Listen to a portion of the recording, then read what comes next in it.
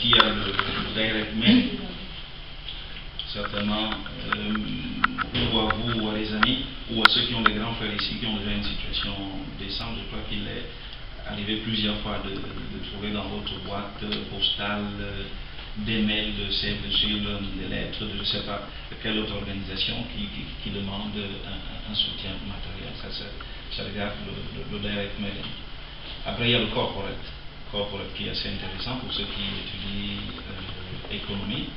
Le corporate consiste à récolter des fonds, mais non plus avec les privés, mais avec les sociétés.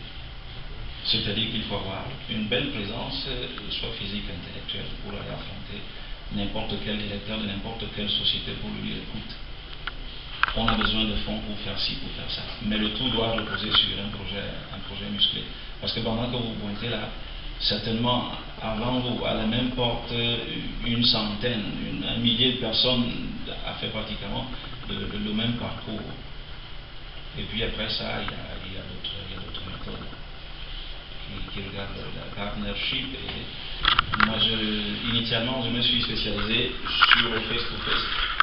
Mais arrivé au sommet, je réalisais que le face-to-face, c'est vrai que c'est la star du moment, ce n'est pas sûr que ça va durer. Et si ça ne dure pas, il faut certainement étudier d'autres méthodes pour pouvoir lutter par la suite. C'est pour ça que je me suis mis ensuite à étudier soit le corporate,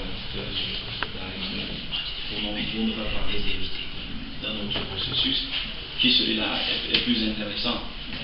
Peut-être même un peu plus facile. Le chaos related marketing, c'est-à-dire entrer dans une société, l'étudier parfaitement et aller pointer sur son angle social, parce que toutes les sociétés, de par la loi, sont obligées d'investir quand même dans le social.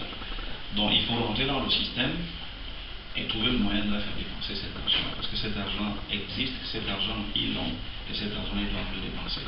Donc il revient à qui s'occupe de cette branche-là, de leur dire comment. Il investit à la CAMSUD. Par exemple. À condition que la CAMSUD ait des projets bien plus intéressants que ce que nous faisions à l'époque, parce que il y a 5-6 ans à la CAMSUD, quand on m'avait suivi un projet, c'était surtout la construction d'un puits ou d'une école. Oui, c'est bien, on a amené de l'eau, oui, on a amené une structure qui permet que les gens puissent aller étudier. Mais pour les gens qui ont les idées claires, ça ne veut rien dire. Ça veut rien dire. Vous n'avez rien résolu comme problème, rien. Au contraire, vous avez créé un autre problème. Vous avez créé un problème plus profond que la communauté locale mettra peut-être 5-10 ans à gérer. Donc il faut être très, très attentif. Puis en matière de projet, si jamais vous en aurez plus loin, si vous voulez que j'y jette un coup d'œil pour donner mon avis, il n'y a pas de problème. Est-ce qu'aujourd'hui tu te sens au sommet ou bien tu as encore des échelons à atteindre? Je t'assure que je ne suis même pas à la moitié du parcours. Il y a beaucoup à faire. Il y a beaucoup à faire comme devenir, au lieu de travailler pour quelqu'un, devenir soi-même responsable de son entreprise. Parce que quand tu as la conscience que de par ton boulot, c'est des millions qui entrent. Mais toi-même, à la maison, tu amènes moins de 50 000 euros. Ça fait mal au cœur. Ça fait mal. C'est pas très beau. Et puis à la fin, tu ne sais pas où cet argent-là va finir. Alors quand tu es responsable toi-même, ou d'une ONG, d'une coopérative, ce que c'est, tu sais exactement ce que tu es en train de faire. Tous les fonds que tu récoltes, tu sais à quoi est-ce que ces fonds-là sont destinés. Alors que quand tu bosses pour quelqu'un, pire encore dans mon cas, moi je fais du profit for non-profit. C'est-à-dire que c'est lui qui m'emploie, lui il est profit. Pour lui c'est du business, il veut se faire du blé. Donc c'est une espèce de pourcentage qui arrive à la fin à celui qui fait le non-profit. Donc je préfère être moi-même directement non-profit, faire ce que je sais faire. Cet argent-là, le prendre moi-même et le gérer à ma façon.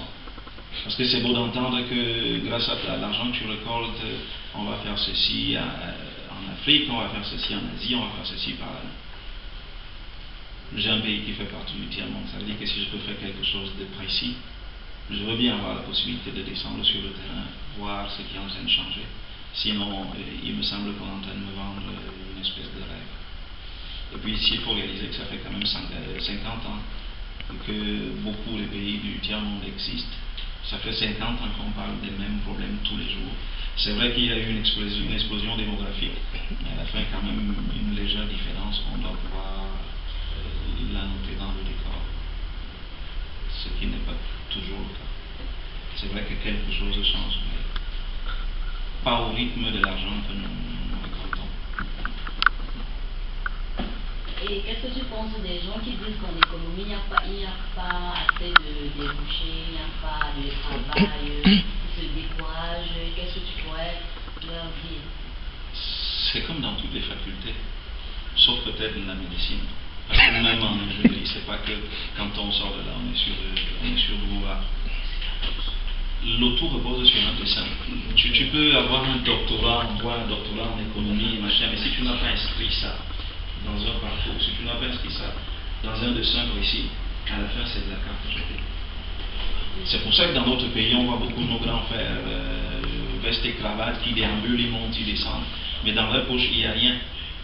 C'est pas que je veux parler du matériel, mais vraiment en parlant d'un projet de vie, ils n'en ont pas. Le projet de vie n'existe pas.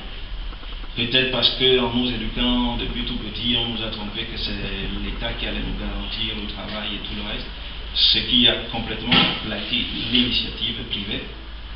Mais celui qui étudie l'économie doit donc se mettre dans la tête qu'il ne va pas étudier l'économie pour prendre des diplômes, il va étudier l'économie pour résoudre des problèmes. Peut-être qu'il va commencer à le faire dans une entreprise ici, mais s'il a en mémoire que dans ses études, il peut trouver des solutions à des problèmes qui existent dans son pays ou dans une autre réalité, ça veut dire qu'il inscrit son parcours dans ça. L'économie, à mon avis, c'est le secteur qui te donne beaucoup plus de débouchés. Mais si toi-même, tu n'as pas un dessin dans la tête, ça ne sert à rien. Tu n'arrives nulle part. Je sais que beaucoup d'entre nous, quand ils arrivent ici, la faculté, ils l'ont choisi au Cameroun. Quand ils se retrouvent ici sur place, c'est la panique générale. On a vu des gars qui sont arrivés avant nous, qui restent 4 ans, 5 ans en faculté d'économie, puis se rendent compte que ce n'est pas son affaire. Il se déplace, il va dans une autre faculté, mais 5 ans quand même, pour changer de faculté, c'est trop. Donc, en faisant l'économie, il faut avoir les idées claires sur ce qu'on veut faire de cette économie-là. Il faut savoir. Moi, j'ai fait économie internationale et je suis très content d'avoir suivi ce cours-là. Je suis très content parce que, après, ça te donne des idées claires sur quelle est la situation du Cameroun. Pourquoi est-ce que le Cameroun ne peut pas décoller? Le Cameroun ne peut pas décoller parce que la télévision américaine ou européenne, de toutes les manières, nous a donné l'impression que tout ça, là, c'est au-dessus. Zéro. On n'a pas réalisé que le pauvre paysan qui vit à Banjoum, je ne sais pas trop où, on ne lui a pas enseigné que, par exemple, s'il doit cultiver en montagne, s'il met ses sillons de manière verticale, quand il va pleuvoir, l'eau va tout entraîner. Ça veut dire que la production sera zéro. Mais s'il met ça de manière horizontale, tout ce qui tombe comme pluie va rester là. Et avec les herbes que nous savons mettre sous nos billons, je crois qu'après, ça fertilise tout et ça l'aide de manière très très arable.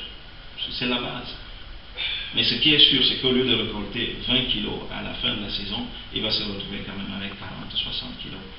On n'a pas enseigné aux paysans que pour qu'ils puissent évoluer, il faut qu'ils commencent par l'aliment de base. Nous, au Cameroun, on nous a trompés à une époque avec le concept de la suffisance alimentaire. Si, quand tu entendais autosuffisance alimentaire, tu disais, wow, le Cameroun produit assez pour nourrir tout le monde. Pourtant, à côté de toi, il y a ton voisin qui meurt de faim. Pourquoi est-ce qu'il meurt de faim? C'est parce que cette autosuffisance alimentaire ne l'a pas touché. Ça ne veut rien dire autosuffisance alimentaire. Surtout s'il y a une région qui produit plus et une autre qui produit presque rien, mais les gens de cette région-là n'ont pas les moyens matériels d'aller acheter ce qu'on produit de l'autre côté. Quand je vois certains de nos parents qui prennent des marchandises, qui ont vendu au Gabon, parce qu'au Gabon ça coûte, ça rapporte. Ça n'a pas de sens. Les Chinois sont forts aujourd'hui, pourquoi? Ils sont forts parce que d'abord, ils travaillent dans le marché intérieur.